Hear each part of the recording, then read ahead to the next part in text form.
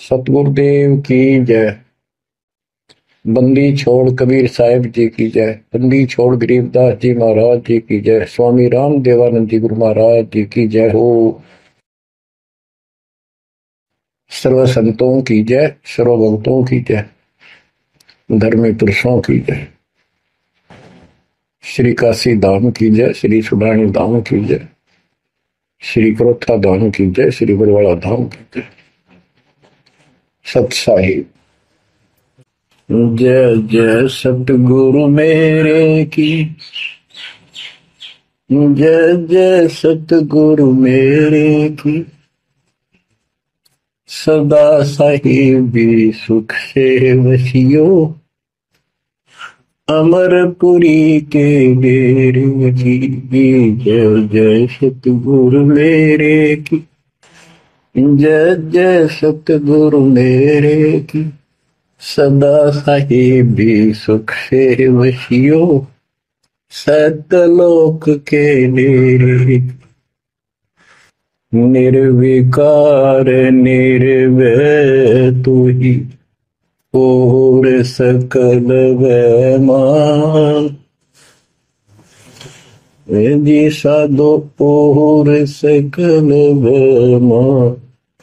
सब पर तेरी साहिबी, सब पर तेरी साहिबी।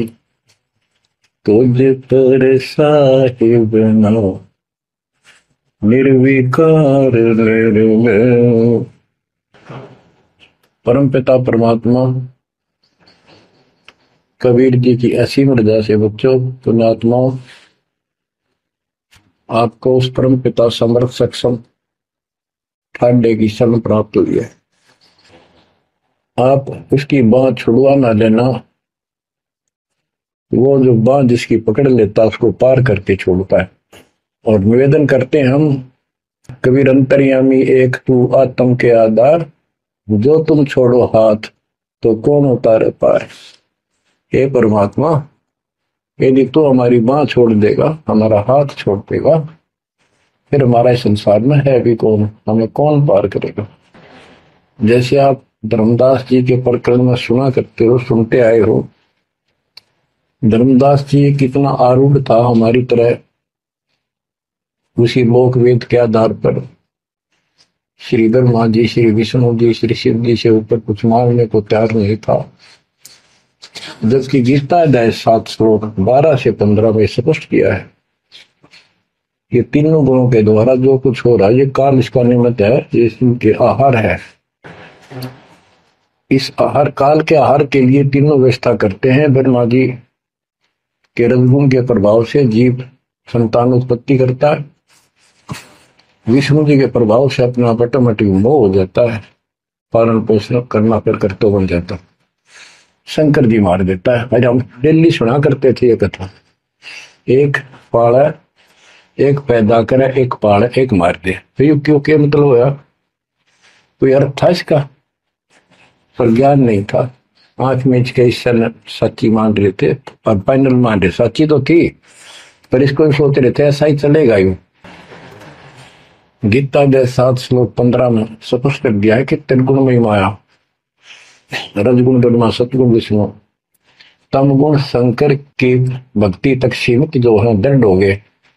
जिनकी ज्ञान हरा जा चुका, जिनकी बुद्धि पकड़ रखी है, आगे सुनने को तैयार नहीं, वो राक्षस स्वभाव को धारण किए वृक्षों में नीचे दूषित कर्म करने वाले मूर्ख मुझे भी नहीं बचते।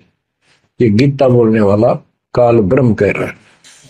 अब बच्चों, जैसे हमारे भक्त जगह जगह प्रचार करने जाते हैं, यही इन तीनों गुणों के पुजारी उनको मारते पीटते हैं, बदतमीजी करते। ये नहीं सुनते कि तेरे भाई बहन है, इनको पढ़ते लो, ये कहना के चाहते हैं, तो वो गीता झूठी हो जाए। इसी प्रकार धर्मदास जी उस पे आरूढ़ थे और बहुत ज्यादा परमात्मा के साथ तर्क वितर्क किया। जब बात समझ में आई तब अकल ठिकाना आ गया। तो कहते हैं उनका क्या कर ले, तो ये सारा कुछ सुन के भी नहीं मानते, उनका क्या इलाज करे फिर। ये परमात्मा गरीब सतगुरु मिले तो क्या करे, अंदर वाद विवाद, सिर में डंडा खाते हैं, कोटि मिलो दो साध। गरीब सतगुरु मिले तो क्या करे, होनी होए सो होए, कलम लिखा जो मेट है, जा सतगुरु पूजो। गरीबदास जी समझाना चाहते हैं, यदि सतगुरु मिल जाता है तो उसकी बातों को न मानकर उसके साथ वाद विवाद करते, नाम लेकर भी कुछ ना कुछ तर्क वितर्क अपने मन में होता ही रहता है, क्योंकि वो ज्ञान कच्चा है। जो ज्ञान पूरा हो जाएगा फिर ये खत्म हो जाएगा। फिर बताया कि पूर्ण सतगुरु का नाम लो, उसके शरण में जाओ, जो कलम के लिखे को मिट दे, यानी जो प्रारब्ध को समाप्त करके। पूर्ण सतगुरु के पास ये पावर होती है।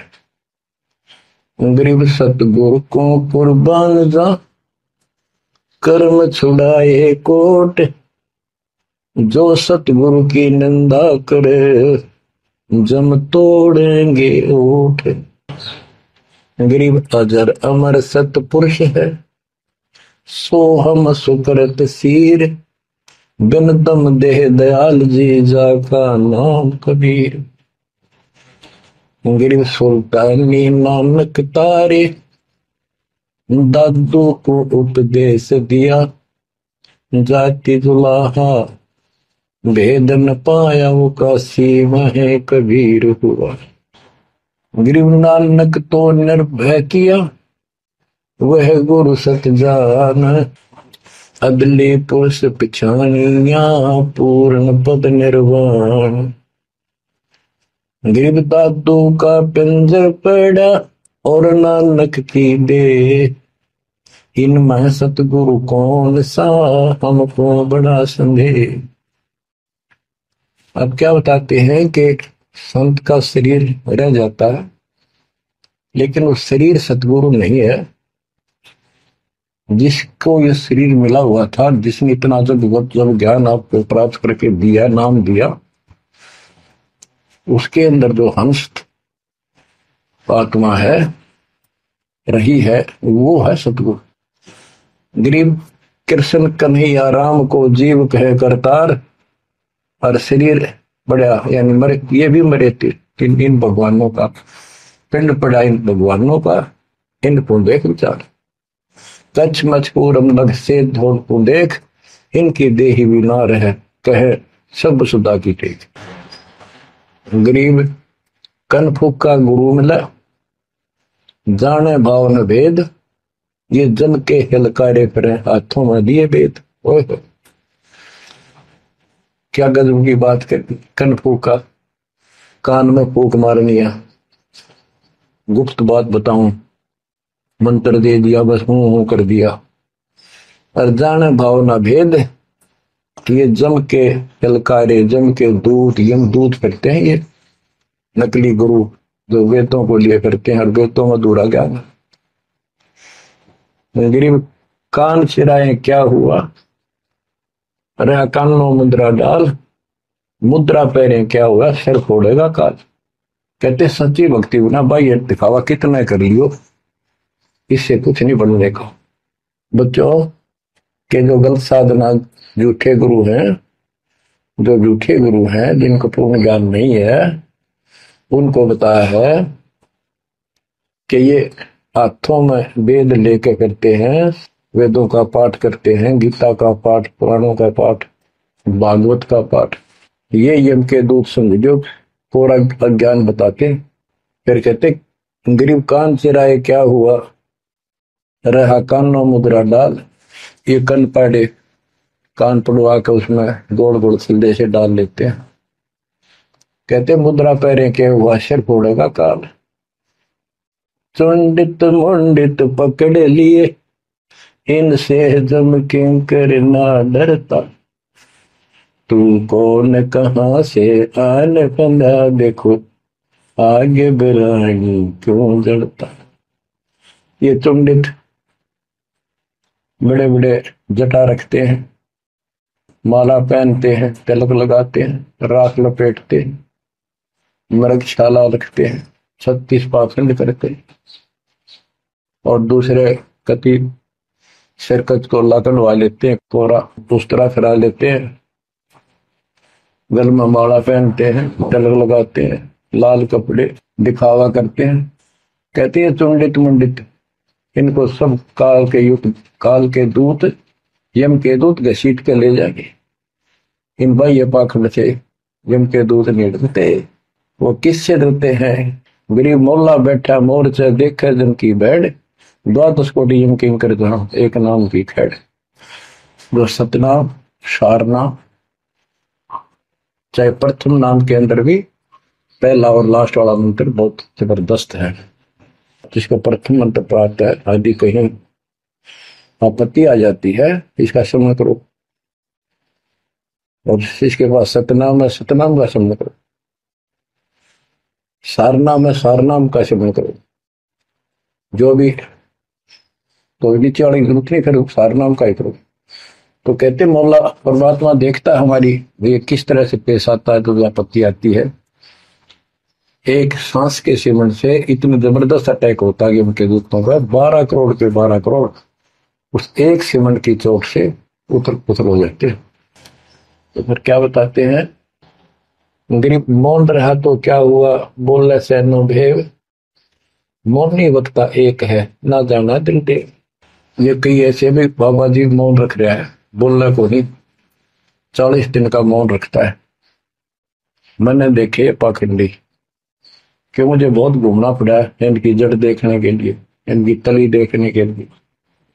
तो एक बाबा मौन रख रहा, बोलना नहीं, वो सारा अंडा करे खावा पीवे छुके, बोलना को नहीं, पर कुछ खाना पीना हो लिख के दे दे, चाय लाओ, फल लाओ, ये आ गया इसमें चाय पिलाओ। बता, कबीर साहब कहते पाखंडी लोग। गरीबनाथ जी कहते हैं मौन रहा तो क्या हुआ, बोले सैनो भेव, मौनी वक्ता एक है, ना जाना दल देव। गिरिब कंठी माला सोमरणी, पैरे से क्या होए, ऊपर ढूंढा साध का, अंतर रख्या खोए। ऊपर से दिखावा इतना जबरदस्त कर रखा है कि इसमें तो भगवान पा दिया होगा। कंठी माला पैर रखी, सुमर में हाथ में गल में डाल रखी, बड़ी बड़ी जटा रखवा रखी, लाल कपड़े, क्या बात पे आदमी कटका मर जाए। भगत ने सोचा भगवान का रूप है। गरीब कंठी माला सुमरनी, पैरे से क्या हो, ऊपर डूंडा, ओ डूंडा ठा रखा, मानो भी खोपड़ा गजों का बात है, अंदर रखा तो भक्ति कामने के लिए।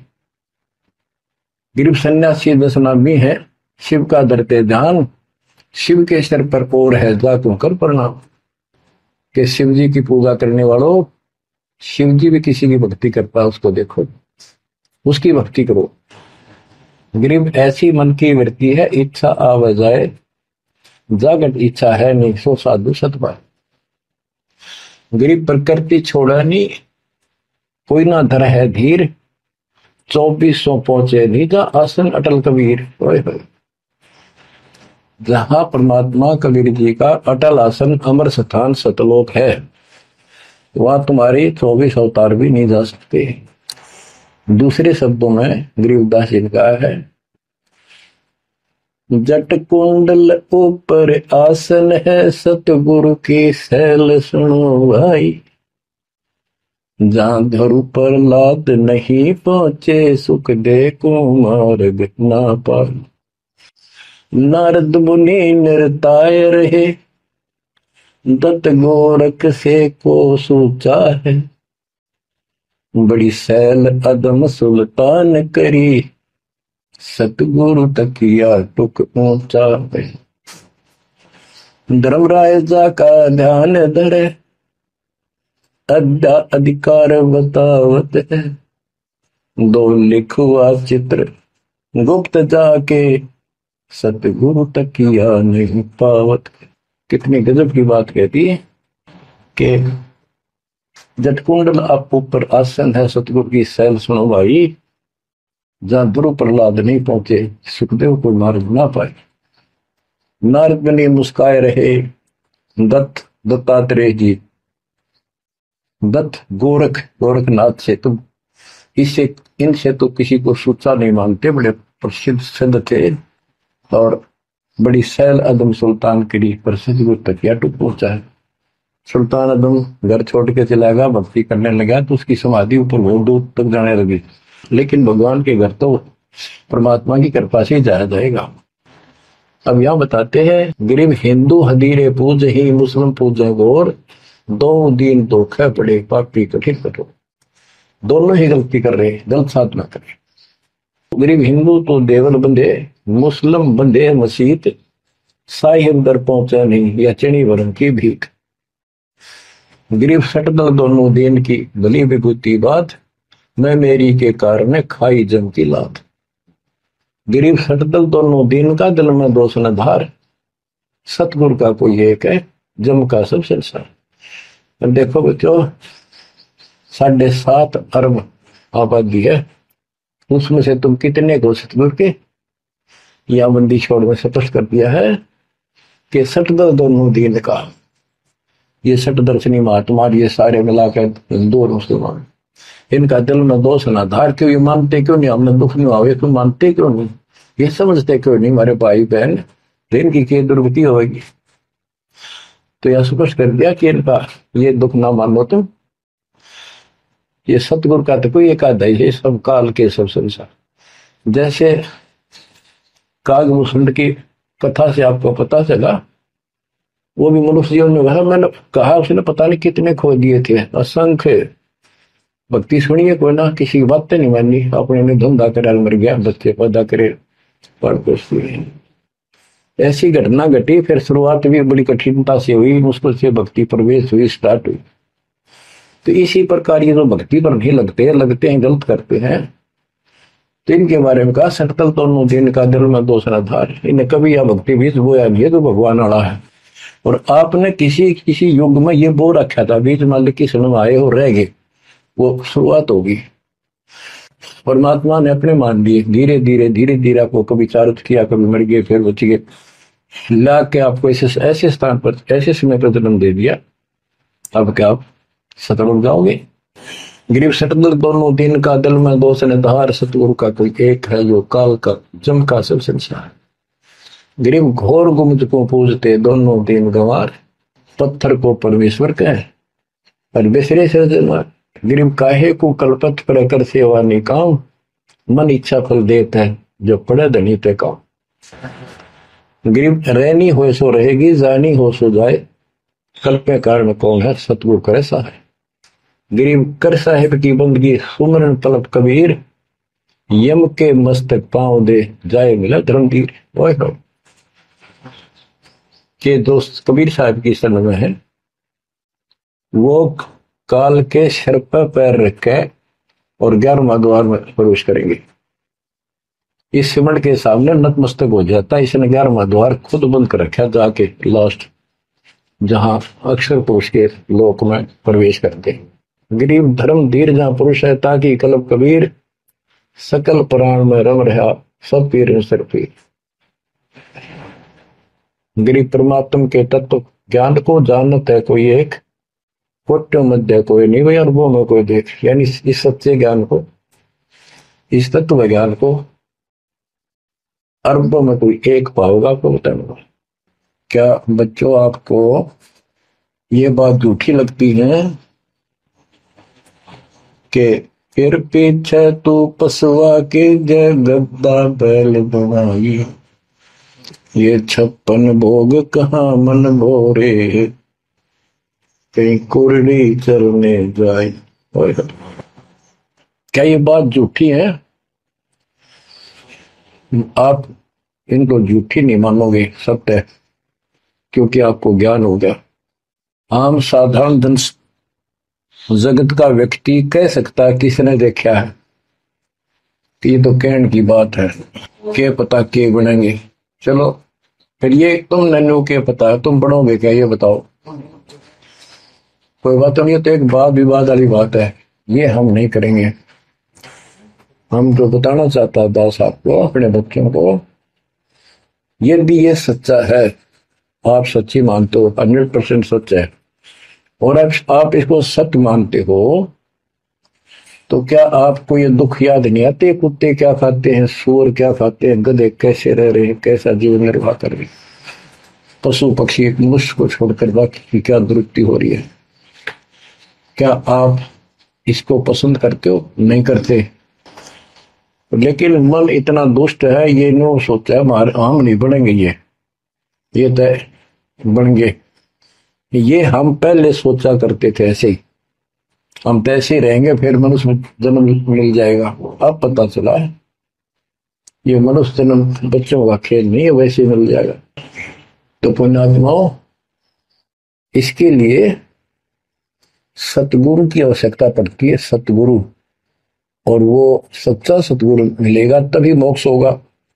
सच्चे झूठे गुरुओं से भी कोई लाभ नहीं होने वाला। अब जैसे पिछले ऋषियों का इतिहास है, कितनी कठिन साधनाएं की, हजारों हजारों वर्ष तक उन्होंने तप किए खड़े होकर बैठकर, जैसे भी शरीर कभी सूख कर काटा हो गया तो परमात्मा प्राप्ति के लिए कुर्बानी दे दी, लेकिन उनको हासिल कुछ नहीं हुआ। क्यों नहीं हुआ? कि उनको सतगुरु तत्वदर्शी संत नहीं मिले। क्या बताते हैं? गरीब सुखदेव न 84 भुगती बिना पजावे खरगो, तेरी क्या बुनियाद पर आई तू डंडा पंथ पकड़ो। सतगुरु नहीं मिला। सतगुरु ना मिलने से सुखदेव जैसे ऋषियों ने भी गधे की अनुभव की, बड़ा पजावे खरगो, तेरी क्या औकात पुरानी, यो मारा मारे पकड़ दे भाई। जैसे गीता जय 7 श्लोक 12 से लेके 15 में ये बताया है गीता बोलने वाले ने कि ये तीनों गुणों के द्वारा, रजगुण ब्रह्मा, सतगुण विष्णु, तमगुण शिव जी से जो कुछ भी हो रहा है, रजगुण से ब्रह्मा से उत्पत्ति, सतगुण विष्णु से स्थिति यानी पालन पोषण, एक दूसरे मोह ममता, और शंकर जी मार रहा है। ये किस लिए मार रहा है? ये काल इनका पिता है, इसको 1 लाख मानव शरीरधारी प्राणियों के को मार के डेली खाना होता है, ऐसे शराब लगा।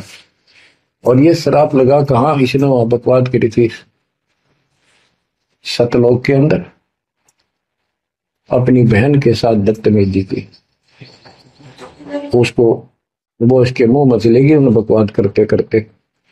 तो परमात्मा ने उसको निकाल कर कहा कि आज के बाद तो 1 लाख जीव खाया करेगा, 1.25 लाख उत्पन्न करेगा, 1 लाख मानव शरीरधारी खाया करेगा, 1.25 लाख उत्पन्न करेगा, तेरा काल नाम होगा, निकल जाए यहां से।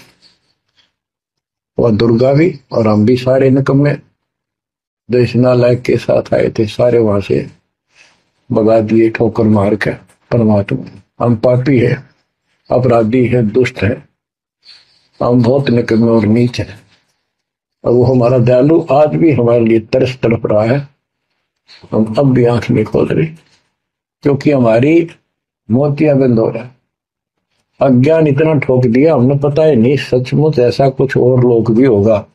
आज तक हमने केवल स्वर्ग गया, फलाना स्वर्ग गया, स्वर्गवासी हो गया, स्वर्ग से ऊपर कोई बात तो नहीं सुनी थी। स्वामी रामानंद जी 104 साल की रही तो परमात्मा कबीर जी से वार्ता हुई और उनको सतलोक दिखा के लाई, जब मालिक की आयु 5 वर्ष के आसपास थी। तो उससे पहले वार्तालाप कर रहा था कि आज तक तो किसी ने बताया नहीं भाई स्वर्ग से आगे भी कोई लोग है, मैं कैसे मानूं आपकी बात बच्चा। तो परमात्मा सतलोक लेके गए, जब उसकी आंखें खुली उतने के बाद समर्पित हो गई। कहते कबीर साहब बोले, जो देखेगा मेरे धाम को सतलोक को सो जाने तक मुझ वो सब जान जाएगा मैं कौन हूं। गरीबदास तो उसे कहूं सुन गायत्री कुछ, ये गुप्त भेद बता देता हूं। तो बच्चों इन तीनों गुणों के द्वारा हमारी दुर्गति करवा रखी है और हम इन्हीं की पूजा करते हैं। देख कैसा जुल्म कर रखा है। कबीर साहब कहते गुण तीनों की भक्ति में ये भरम पड़ो संसार, कह कबीर निज नाम बिना कैसे उतरो पार। ओए होए। फिर बताया है कि इसी में साथ में दे के 14 श्लोक में कहा कि ये माया त्रिगुण माया बड़ी दुस्तर बड़ी खतरनाक है, और जो इसको जो मुझे बचते हैं वो इससे ऊपर उठ जाते हैं, यानी ब्रह्मा विष्णु महेश से वो छोड़ इसकी भक्ति करने वाले ब्रह्म लोक चले जाते हैं। इसने अपनी यह अच्छी मान रखी है, इनसे तो कुछ अच्छी राहत है। फिर बताया तीनों गुणों रजगुण ब्रह्मा सतगुण विष्णु तम गुण शिवजीत की भक्ति तक ही नहीं तक सीमित है, किसी की सुनने को तैयार नहीं है, आगे कोई बात नहीं सुनते। जिनकी बुद्धि है ही जा चुकी, जिनका ज्ञान हरा जा चुका है, वो राक्षस स्वभाव को धारण किए हुए मनुष्य को नीच दूषित कर्म करने वाले मुझे भी नहीं बचते। यानी ये इन ब्रह्मा विष्णु महेश तक ही सीमित है, ये ब्रह्म साधना नहीं करते। जैसे राजा हिमालय को खुद देवी दीक्षा देती है, समझाती है, उपदेश देती है कि तू सब बातें छोड़ दे, मेरी पूजा भी छोड़ और सब साधना त्याग दे, ओम नाम का जाप करे, इससे तो वो ब्रह्मलोक में चला जाएगा। वो ब्रह्मलोक में देव आकाश रूपी ब्रह्मलोक में वो ब्रह्म रहता है, उसको प्राप्त होगा, तेरा कल्याण हो। इससे एक तो स्पष्ट हो गया कि ओम नाम से ब्रह्मलोक प्राप्त होता है। अच्छा, अब क्या बताया है, काल कहता है गीता बोलते हुए, फिर 20 7वें के 20 और 23 तक यही बताया कि इस इन देव तीनों से हटकर अन्य देवताओं की भक्ति जो करते हैं वो भी अल्प बुद्धि यानी अज्ञानी लोग हैं, उनको थोड़ी बहुत राहत शक्ति मैंने दे रखी है, उससे वो राहत देते हैं, लेकिन उनका ये फल नाशवाद। फिर बताता है मेरी भक्ति भी 4 प्रकार की करते हैं, अर्थार्थी आर्थ जिज्ञासु ज्ञानी। अर्थार्थी धन लाभ के लिए, आर्थ संकट निवारने के लिए, जिज्ञासु बस ज्ञान इकट्ठा करता वक्ता बनने के लिए। ज्ञानी वो होता है जिसको समझ आ जाती है कि मनुष्य जीवन बार बार नहीं मिलता, और अब इसका पीछा छूट गया तो छूट गया, इसके लिए अन्य उपासना ब्रह्मा विष्णु महेश अन्य देवी देवताओं की पूजा नहीं करनी, एक परमात्मा की भक्ति करनी, तो वो ब्रह्म को फाइनल मान लेते हैं, क्योंकि किसी को पता ही नहीं ब्रह्म तो ऊपर को भगवान है। वेदों के पढ़ने वालों ने ब्रह्म साधना शुरू की, उनके साथ भी धोखा हुआ, चलो जैसी वो बात में बताएंगे। तो ये कहता है 7वें अध्याय के 18वें श्लोक में गीता बोलने वाला कि ये ज्ञानी आत्मा जो मेरी भक्ति करते हैं ये है तो उदार समर्पित है, जैसे ऋषियों ने सारा जीवन खो दिया, कभी भूखे पैसे रहकर एक ओम नाम का जाप किया, उधर से तप ब्रह्मा जी से ले लिया, खिचड़ी ज्ञान बना दिए। तो ये कहता है ये है तो उदार, पर मेरे वाली इस घटिया गति में, अनुत्तमा गति में, इस घटिया मोक्ष में आश्रित है। वो क्यों है? क्योंकि जन्म मृत्यु मेरा वीर तेरा भी अर्जुन। अब ये मोक्ष तीन ऋषियों का होया, इनमें सिद्धियां आ गई। जैसे चुनक ऋषि ने 72 सोनी से मानदाता की मार दी, दुर्वासा ऋषि ने 56 करोड़ी यादव का नाश कर दिया। इसलिए ये अनुत्तम है, ये ऐसे जुल्म करते फिर इस साधना को करके मोक्ष होता नहीं, छोड़ोगे ना छोड़ोगे ब्रह्मलोक नहीं, वहां से फिर मृत्यु प्राप्त। हम बताते हैं कि आप श्वासों की पूंजी लेकर यहां पर आए हो इस जीवन की, और इसमें जो दुगने तिगने किए चौगने किन हो मोल गवाही। जो अच्छी आत्मा है जिनको ये लगन लगेगी, ज्ञान होगा, वो इसका दोगुने तिगने चौगुने कर लेंगे सेवा सुमन दान करके। तो पुण्यात्माओं, आपको पूर्ण परमात्मा मिल गए, पूर्ण सतगुरु मिल गए, तत्व ज्ञान मिल गया, तो आपके किस्मत के बराबर आज 21 ब्रह्मांड में कोई नहीं मेरे बच्चों। इस रजा को बना कर अब के निकल जाओ, मालिक के चरणों में पड़े रहो, चलो अपने घर। देख कितना अच्छा स्थान है, वहां ना मृत्यु है, ना बुढ़ापा है, ना किसी चीज की कमी है, सुख बड़े सदा सुख रहता है।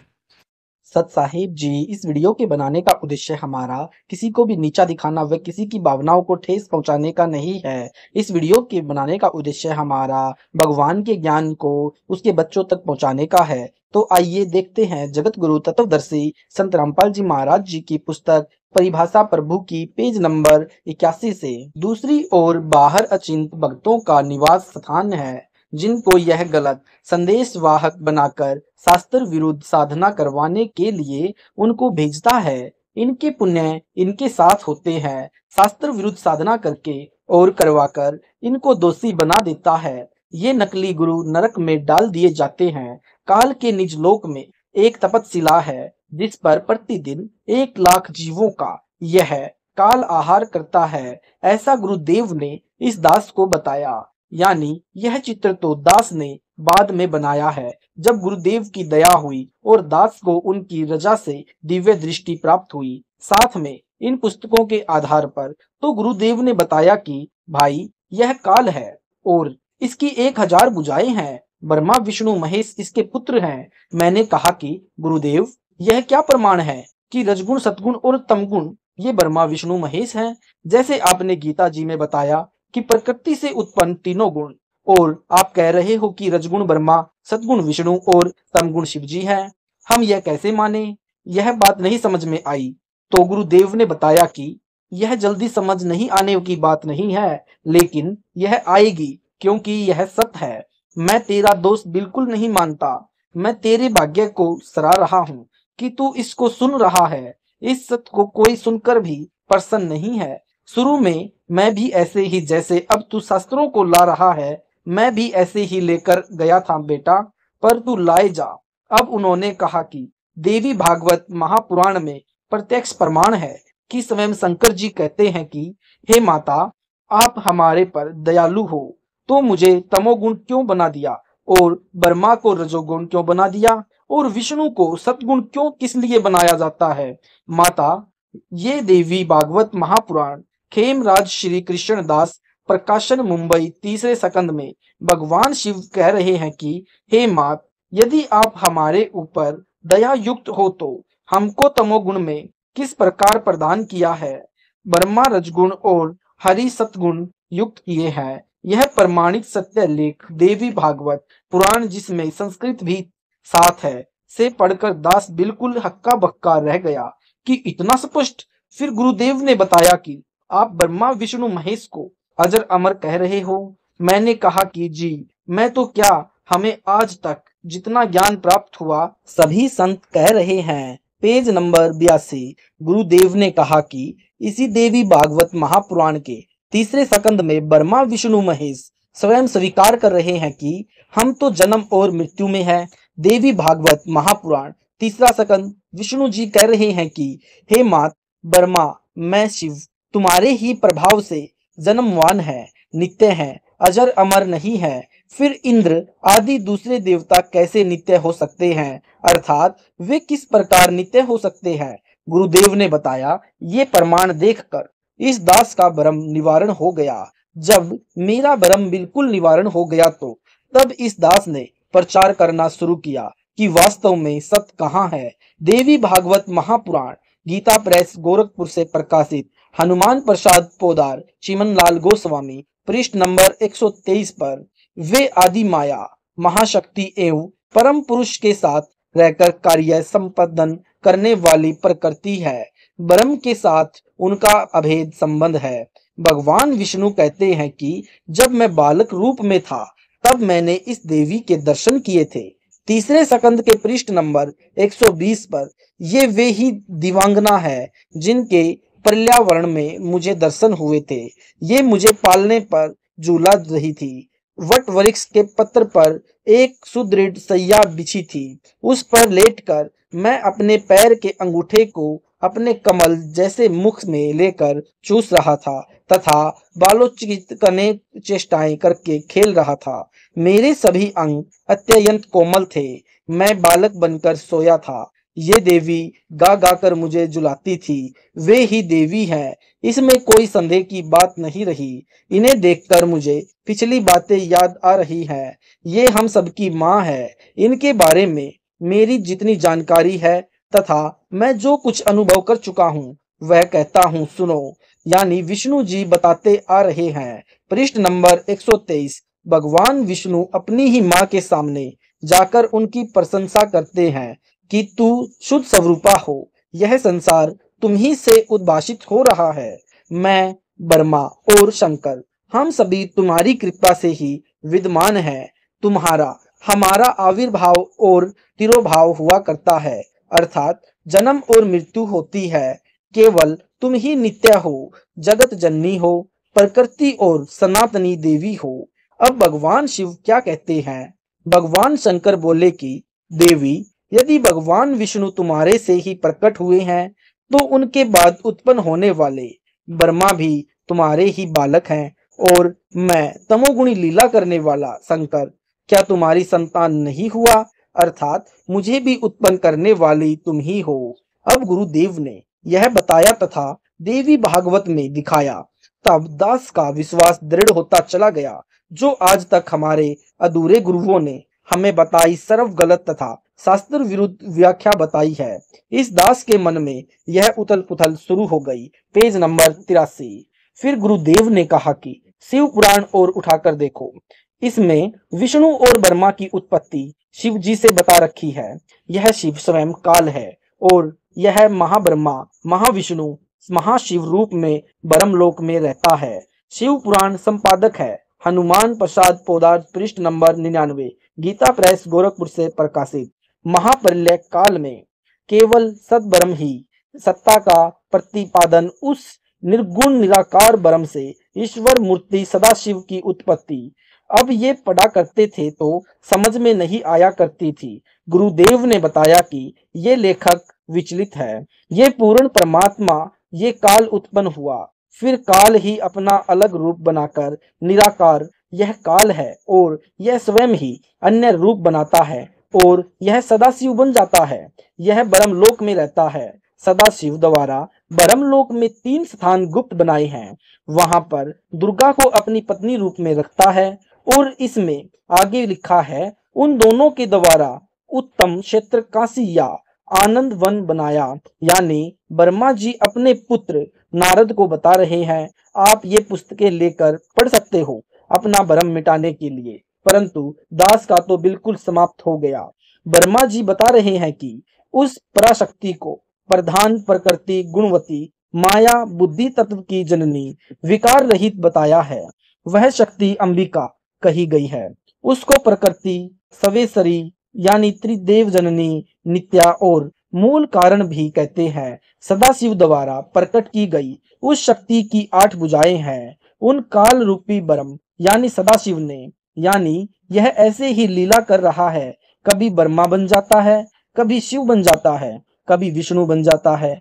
एक ही समय में शक्ति के साथ शिवलोक नामक क्षेत्र का निर्माण किया तथा उस उत्तम क्षेत्र को काशी कहते हैं। वह परम निवारण या मोक्ष का स्थान है जो सबके ऊपर विराजमान है। वे प्रिया प्रीतम रूप शक्ति और शिव जो परम आनंद रूप है, उस मनोरम क्षेत्र में नित्य निवास करते हैं। काशीपुरी परम आनंद स्वरूपिणी है। मुने शिव और शिवा यानी काल और दुर्गा ने प्रलय काल में भी इस क्षेत्र को अपने सानिध्य से मुक्त नहीं किया। यानी जब सब कुछ नाश हो जाता है तो उस समय ब्रह्मलोक रह जाता है, नीचे के लोक नाश होने पर। इसलिए विद्वान पुरुष उसे अविमुक्त क्षेत्र के नाम से जानते हैं। इसलिए वह क्षेत्र आनंद का हेतु है। इसलिए पिनाकधारी शिव ने पहले उसका नाम आनंद वन रखा था। Page number 84। उसके बाद वह अविमुक्त नाम से प्रसिद्ध हुआ। हे ऋषि, एक समय उस आनंद वन में रमण करते हुए शिवा और शिव के मन में यानी उसमें आनंद मनाते हुए दुर्गा और ब्रह्म के मन में इच्छा हुई कि किसी दूसरे पुरुष की सृष्टि करनी चाहिए, जिस पर यह सृष्टि का संचालन भार सौंपकर हम दोनों निवास करें। ऐसा निश्चय करके शक्ति सहित सर्वव्यापी शिव ने अपने वाम भाग के 10वें अंग पर अमृत मल दिया। यानी मैंने गुरुदेव से कहा कि जी कोई जादू कर दिया होगा, तो गुरुदेव ने बताया कि नहीं, फिर पति पत्नी की क्या जरूरत थी। फिर मेरा भ्रम खंडन किया पति पत्नी का व्यवहार किया, जिससे एक पुत्र उत्पन्न हुआ जो तीनों लोकों में सबसे अधिक सुंदर था और उसमें सतोगुण की अधिकता थी। शिव यानी काल भगवान ने विष्णु से कहा कि पुत्र सर्वव्यापक होने के कारण तुम्हारा विष्णु नाम विख्यात होगा। ब्रह्मा जी बता रहे हैं कि तत्पश्चात कल्याणकारी परमेश्वर सांब सदाशिव ने पूर्ववत प्रयत्न करके मुझे अपने दाहिने अंग से उत्पन्न किया। मुने इन महेश्वर ने तुरंत ही अपनी माया से मोहित करके नारायण देव के नाभि कमल में मुझे डाल दिया। वर्मा कह रहा है कि मुझे भी उसी ने उत्पन्न किया। अब दाया और वाम अंग भी आपको प्रमाणित करना पड़ेगा। यह स्त्री का गर्भधान स्थान होता है। यह शिव महापुराण संस्कृत सहित प्रमाणित करेगा। शिव महापुराण भाषा टीकार सहित टीकाकार डॉक्टर ब्रह्मानंद त्रिपाठी, साहित्य आयुर्वेद ज्योतिष आचार्य MA PhD MCA, अध्याय नंबर 6 तथा 7। इस विद्वान पुरुष ने बहुत ही स्पष्ट लिखा है।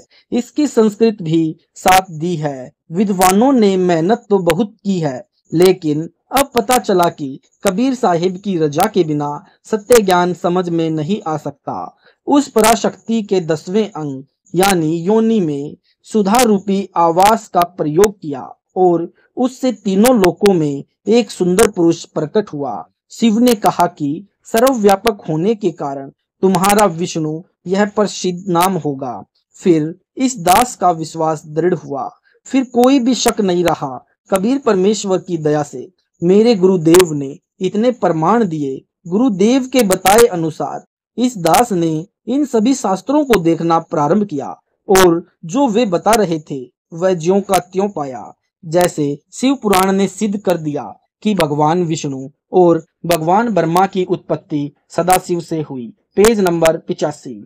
यह सदाशिव काल है और इस काल से ही ये तीनों ब्रह्मा विष्णु और शंकर उत्पन्न होते हैं। यह ब्रह्मलोक में महाब्रह्मा महाविष्णु महाशिव रूप में स्वयं रहता है और ये प्रत्येक पुराण उस ब्रह्मलोक में रहने वाले काल यानी उसे सदाशिव कहो, चाहे ब्रह्मा कहो, चाहे विष्णु कहो, वहां से ये प्रारंभ होते हैं तथा त्रिलोकीय ब्रह्मा विष्णु शिव की लीलाओं पर समाप्त होते हैं।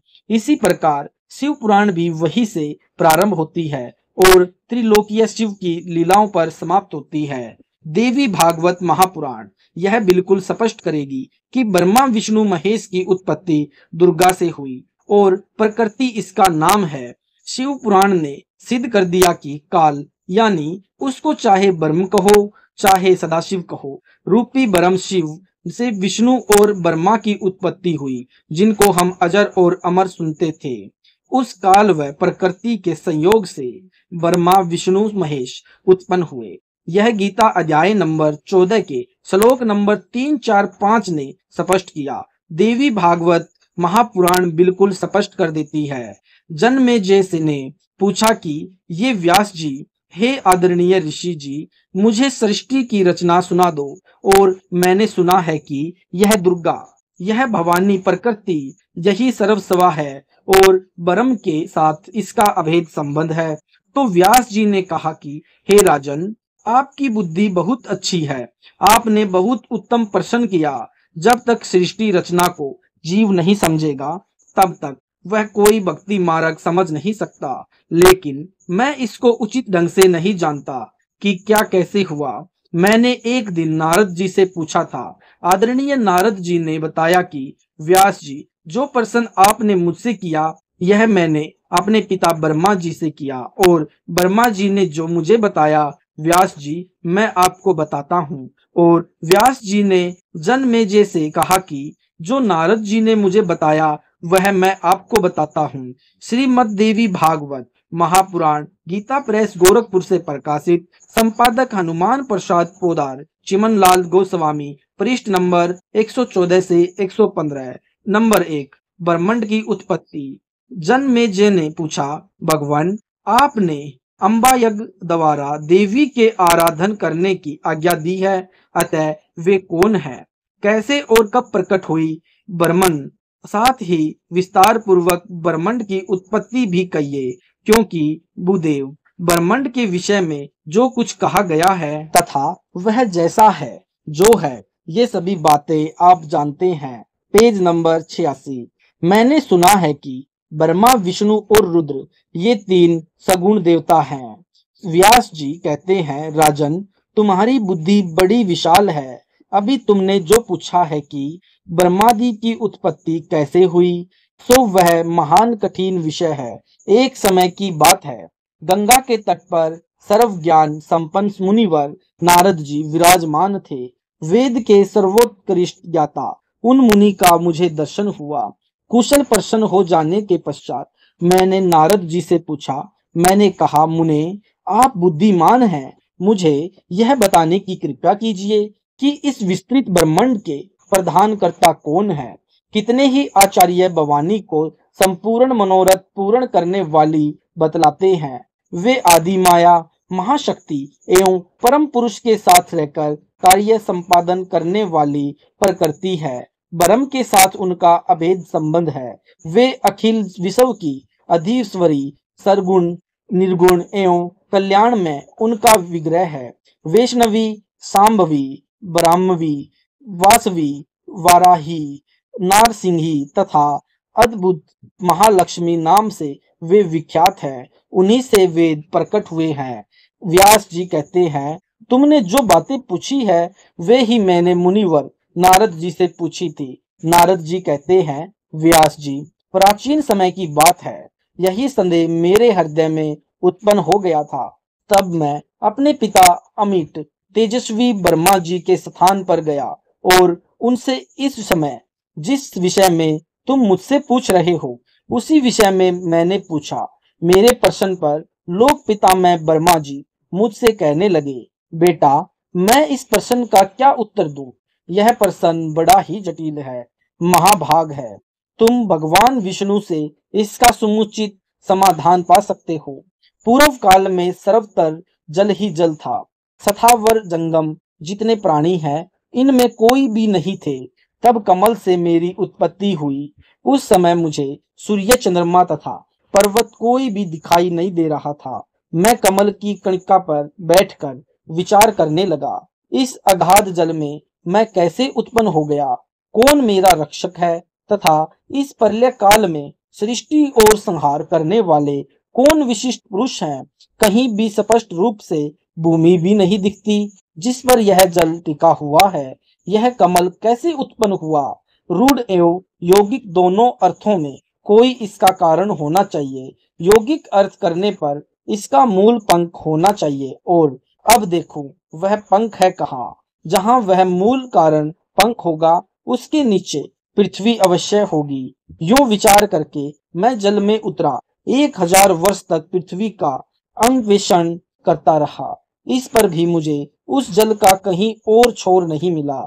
इतने में आकाशवाणी हुई, तप करो, तप करो। तब मैंने तपस्या आरंभ कर दी। कमल पर बैठे ही 1000 वर्ष तक मैं तप करता रहा।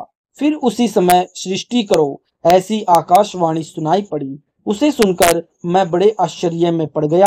सोचा कि किसकी सृष्टि करूं अथवा मेरा क्या कर्तव्य है। उसी समय मधु केटभ नाम के 2 भयंकर दानव सामने आ गए। मैं उस महावर्ण में मुझ में युद्ध करने की इच्छा प्रकट करने लगे। मैं उनसे भयभीत हो उठा। तब कमल का डंडल पकड़कर जल में उतरा। वहां मुझे एक परम अद्भुत पुरुष के दर्शन हुए। उनका श्री विग्रह मेघ के समान श्याम था। वे पीतांबर पहने थे, 4 भुजाएं थी और शेष नाग की सैया पर सोए थे। उन जगत के प्रभु के गले को वनमाला सुशोभित कर रही थी। शंख, चक्र, गदा और पद्म इन 4 आयुधों से अनुपम शोभा पा रहे थे। ऐसे शेष सैया भगवान विष्णु का मुझे दर्शन हुआ। Page number 87। वे योग निंद्रा के वशीभूत होकर सोए थे। उनकी सारी चेष्टाएं शांत थी। नारद जी शेषनाग की सैया पर सोए हुए उन प्रभु को देखकर मेरा मन चिंतित हो उठा। इतने में भगवती योगी निंद्रा याद आ गई। मैंने उनका स्तवन किया। वे कल्याणमयी भगवती श्री विष्णु के विग्रह से निकलकर अचिंत्य रूप धारण करके आकाश में विराजमान हो गई। दिव्य आभूषण उनकी छवि बढ़ा रहे थे। इस काल ने विष्णु के शरीर में एक बेहोश करने वाली शक्ति छोड़ रखी थी और वह निकली तब विष्णु होश में आए। तब तुरंत ही श्री हरि उठ बैठे। उन्होंने मधु और केटभ के साथ 5000 वर्षों तक बड़ी घमासान लड़ाई की। तब वे दैत्य मरे। पहले देवी के कटाक्ष से मधु और केटभ मोहित हो गए थे। इसके बाद भगवान विष्णु ने गोद में लेटाकर उन्हीं प्राणों से रहित कर दिया। अब वहां मैं और भगवान विष्णु दो थे। वहीं रुद्र भी प्रकट हो गए। हम तीनों को भगवती आद्याशक्ति के दर्शन हुए। उन्हें देखकर मन मुग्ध हो गया। हमने उनकी उत्तम स्तुति की। तब वे आदि शक्ति हम लोगों से कहने लगी। देवी ने कहा, ब्रह्मा विष्णु और महेश्वर, तुम भली भांति सावधान होकर अपने अपने कार्य में संलग्न हो जाओ। सृष्टि स्थिति और संहार ये तुम्हारे कार्य है। अब इस दास ने यह देवी भागवत महापुराण पवित्र पुस्तक पढ़ा। उस समय मेरे गुरुदेव ने कहा था कि ये ब्रह्मा विष्णु महेश समर्थ नहीं है, तो मुझे बड़ा दुख हुआ, और ये जन्म और मृत्यु में है तो मुझे बड़ा कष्ट हुआ, क्योंकि तब तक हमने वही पहले वाले गुरुओं के द्वारा बताई पढ़ाई पढ़ रखी थी कि ये तो अजर और अमर हैं, इनके कोई माता पिता नहीं। और मुझे इतना दुख हुआ कि मन ही मन सोचा कि मैं इस नास्तिक के पास कहाँ आ गया जो ब्रह्मा विष्णु महेश को नासवान बता रहा है, इनके माता पिता बता रहा है। जब दास ने यह पढ़ा तो बुद्धि आप ही निष्कर्ष निकालने लगी। यह काल क्या करता है, जैसे मेरे गुरुदेव ने सृष्टि रचना के आधार पर बताई। फिर मेरा दिमाग भी काम करने लगा। तो इसमें एक तो भगवान ब्रह्मा पहले कमल के फूल पर बेहोश थे और फिर होश में आ गए। कहते हैं कि मुझे नहीं मालूम मैं कहां से आ गया इस अगाध जल में। फिर मधु और केटभ नाम के दो राक्षस आए। उनसे डरकर मैं नीचे भाग लिया। अर्थात यह काल का जाल है। यह कोई न कोई व्यवस्था करके सभी काम करवाता है। नीचे आया तो वहां विष्णु जी बेहोश थे। कल ने उनको बेहोश किया हुआ था। फिर उसमें से एक शक्ति निकली। तब वे होश में आए। 5000 वर्ष तक भगवान विष्णु दो राक्षसों से लड़ते रहे, परंतु भगवान विष्णु से मर नहीं पाए। यह देवी भागवत महापुराण बता रही है। जब मैंने विचार किया तो पाया कि ये समर्थ भी नहीं है। वे मधु केटभ भी जब मरे, जब देवी अपना सुंदर रूप बनाकर उनके सामने आई और वे निचता से उस देवी की तरफ देखने लगे।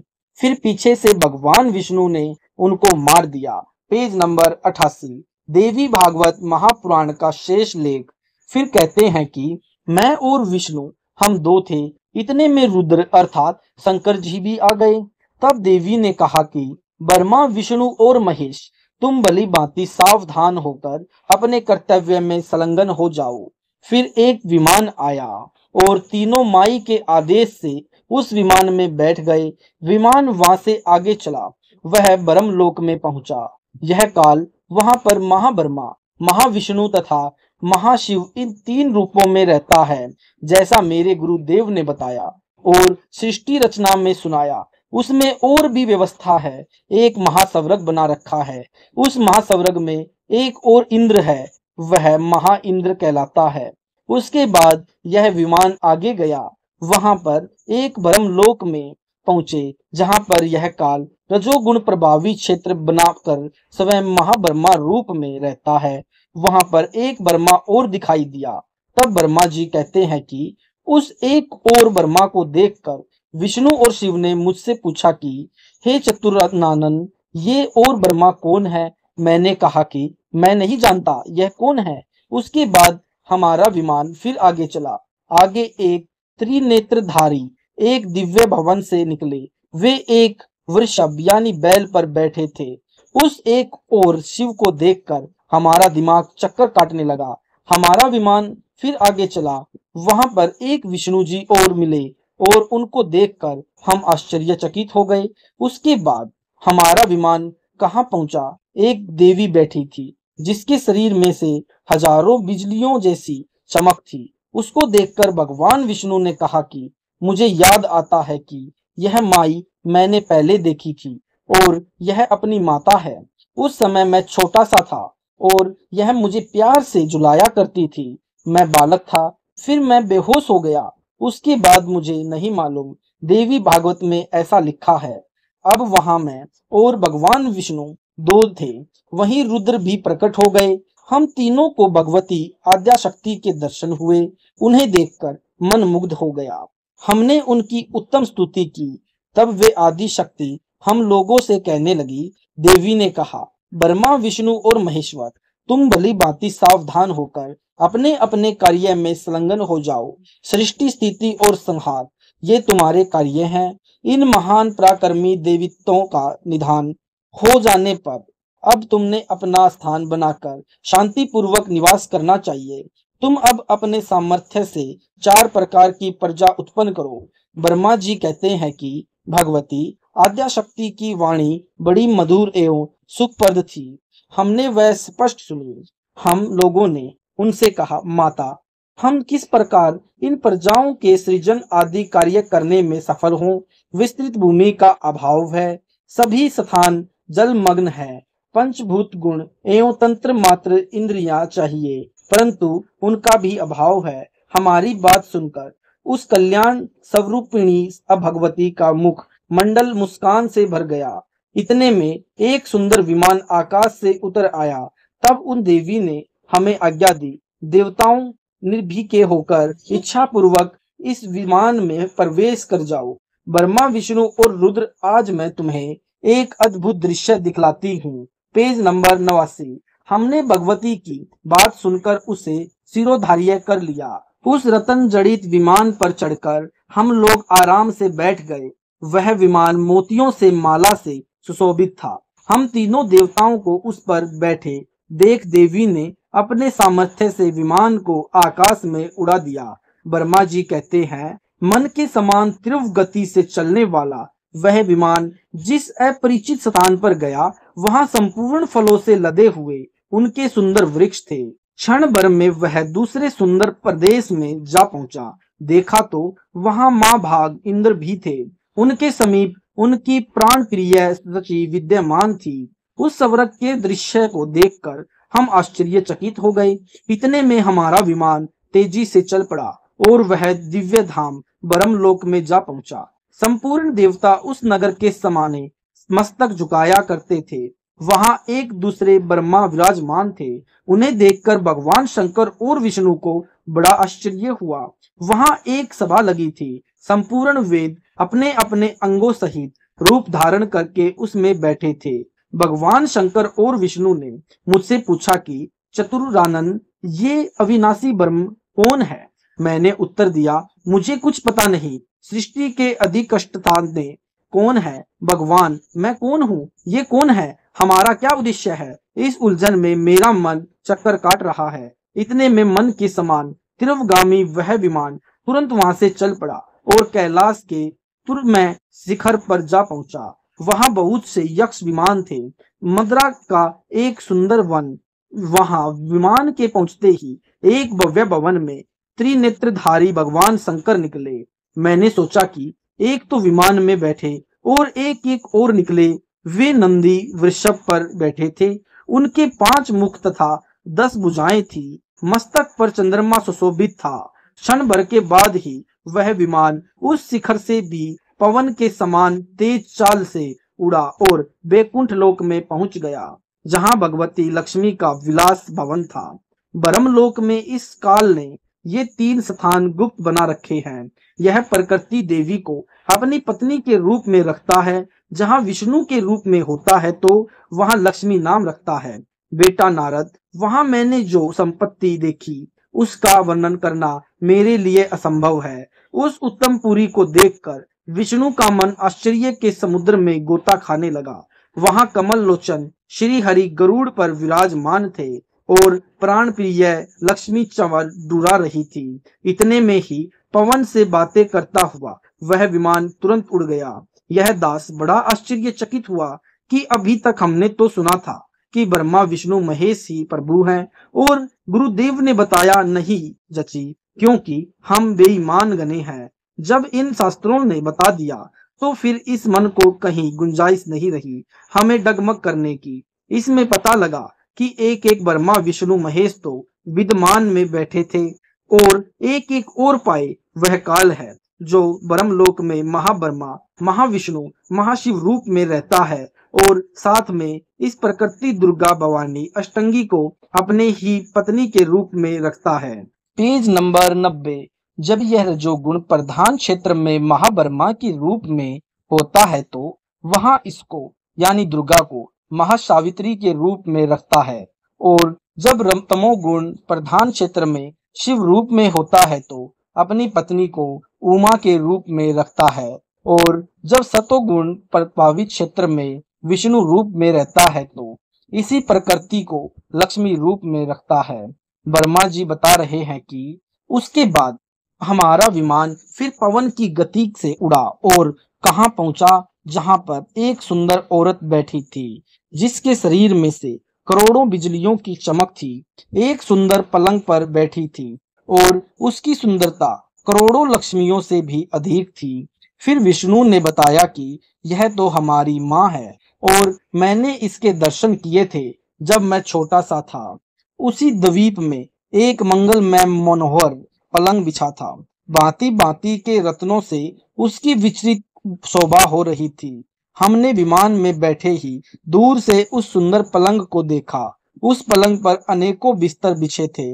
वे ऐसी प्रभावपूर्ण देवी थी मानो करोड़ों बिजलियां एक साथ चमक रही हो। अत्यंत सुंदर मुख था, लाल लाल दांत थे, करोड़ों लक्ष्मियों से भी अधिक वह सुंदर थी। नारद यूं संदेहवश होकर हम लोग वहां रुके रहे। नारद तब भगवान विष्णु ने उन चारु हासिनी भगवती को देखकर विवेक पूर्वक निश्चय कर लिया कि वे भगवती जगदम्बा ही है। तब उन्होंने कहा कि ये भगवती हम सभी की आदि कारण है, महाअविद्या है और महामाया इन्हीं के नाम हैं। ये ही पूर्ण प्रकृति हैं एवं यही शिव कहलाती हैं। ये सदा परम पुरुष के साथ रहती है। इस काल को ये परम पुरुष मानते हैं। वर्मा जी इनको बेचारों को स्वयं ही ज्ञान नहीं, कहते हैं कि मैं कमल के फूल पर बैठा हुआ पाया। ये काल को ही परम पुरुष मान रहे हैं। ब्रह्मांड की रचना करके ये परम पुरुष को दिखाया करती हैं। ये वे ही दिव्यांगना है जिसके पर्यावरण में मुझे दर्शन हुए थे। उस समय मैं बालक रूप में था। मुझे पालने पर ये डुला रही थी। वट वृक्ष के सुदृढ़ पत्ते पर एक सैया बिछी थी। उस पर लेटकर मैं अपने पैर के अंगूठे को अपने कमल जैसे मुख में लेकर चूस रहा था तथा बालोचित अनेक चेष्टाएं करके खेल रहा था। मेरे सभी अंग अत्यंत कोमल थे। मैं बालक बनकर सोया था। यानी फिर सोने के बाद इनको पता चला कि मैं तो बेहोश हो गया था और फिर जब उठा तब जवान पाए। ये वे देवी हैं जो मुझे गा गा कर जुलाती थी। ये वे ही देवी है, इसमें कोई संदेह की बात नहीं है। इन्हें देखकर मुझे पहले की बात याद आ गई और यह हम सब की माता है। इनके विषय में मेरी जितनी जानकारी है तथा मैं जो कुछ अनुभव कर चुका हूँ वह कहता हूँ। विष्णु जी बताते आ रहे हैं कि हे देवी तुम शुद्ध स्वरूपा हो। यह संसार तुम्ही से उद्भाषित हो रहा है। मैं विष्णु ब्रह्मा और शंकर हम सभी तुम्हारी कृपा से विद्यमान है। हमारा आविर्भाव और तिरोभाव यानी मृत्यु हुआ करता है। केवल तुम ही नित्य हो, जगत जननी हो, प्रकृति और सनातनी देवी हो। Page number 91। यानी प्रकृति शब्द याद रखना। मेरे गुरुदेव ने बताया कि प्रकृति को न भूलिए, यह फिर गीता में तेरे काम आएगा। वहां प्रकृति से तीनों गुणों की उत्पत्ति हुई।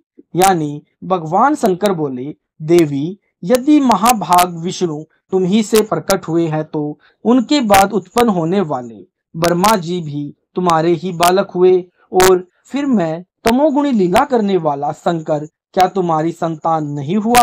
अर्थात मुझे भी उत्पन्न करने वाली तुम ही हो। यानी अब तीनों स्वीकार करते हैं कि आप हमारी माता हो। यह स्पष्ट है कि यह प्रकृति यानी दुर्गा ब्रह्म यानी काल की पत्नी है। गीता जी में यह लिखा है कि काल कहता है कि मैं इन सब का पिता हूँ और यह प्रकृति सबकी माँ है, ये सभी तथ्य देखकर भी मन स्वीकार नहीं करे, क्योंकि यह मन पुराने रंग में घना रंगा गया था। मेरे गुरुदेव ने कहा कि तू फिर देख उस गीता जी को, अध्याय नंबर 14 का 3, 4 और 5 नंबर श्लोक, यानी गीता अध्याय नंबर 14 का श्लोक नंबर 3 हिंदी अनुवाद। हे अर्जुन, मेरी मूल प्रकृति संपूर्ण प्राणियों की योनि है, अर्थात गर्भाधान का स्थान है, और मैं ब्रह्म काल उस योनि में गर्भ को स्थापन करता हूँ। उस संयोग से सब प्राणियों की उत्पत्ति होती है। अध्याय नंबर 14 का श्लोक नंबर 14 हिंदी अनुवाद। हे अर्जुन, सब योनियों में जितनी मूर्तियां अर्थात शरीरधारी प्राणी उत्पन्न होते हैं, मूल प्रकृति तो उन सब की गर्भ धारण करने वाली माता है, और मैं बीज को स्थापन करने वाला पिता हूँ। यह काल स्पष्ट कर रहा है कि यह प्रकृति तो मेरी पत्नी है, और मैं बीज स्थापन करने वाला पिता हूँ, जिससे सभी प्राणियों की उत्पत्ति होती है। पेज नंबर 92, गीता अध्याय नंबर 14 का श्लोक नंबर 5 हिंदी अनुवाद। हे अर्जुन, सत्गुण, रजगुण और तमोगुण ये प्रकृति से उत्पन्न तीनों गुण अविनाशी जीवात्मा को शरीर में बांधते हैं। अब रजगुण ब्रह्मा, सत्गुण विष्णु और तमगुण शिव जी, यह देवी भागवत पुराण ने बता दिया। अब बता मुझे क्या शंका है। मैंने कहा कि गुरुदेव, जब तक मैंने उपदेश नहीं लिया था, फिर भी मैंने बहुत से प्रश्न किए, सभी तथ्य देखकर भी यह मन बगावत करता रहा। तब गुरुदेव बोले कि जब तक सृष्टि रचना नहीं सुन लेगा, यह मन तेरा निश्चल नहीं हो सकता, और फिर तुझे प्रमाण दूंगा। उन प्रमाणों को फिर मिलाना और इस सृष्टि रचना को कम से कम 10 बार पढ़ना व सुनना। जब तेरा यह पुराना रंग हुआ रंग उतरेगा और तेरी भावना फिर सत्य ज्ञान पर स्थिर होगी, ऐसा मेरे गुरुदेव ने मुझसे कहा। फिर मैंने कहा कि प्रभु, सृष्टि रचना सुनाने की कृपा बख्शो। सत साहेब जी, आपने सुने संत रामपाल जी महाराज जी के मंगल प्रवचन, उनके द्वारा लिखी गई पुस्तक परिभाषा प्रभु की से। ऐसे ही वीडियो देखने के लिए हमारे चैनल को सब्सक्राइब करें। अगर ये वीडियो अच्छा लगा तो इसे लाइक करें, शेयर करें, कमेंट करें।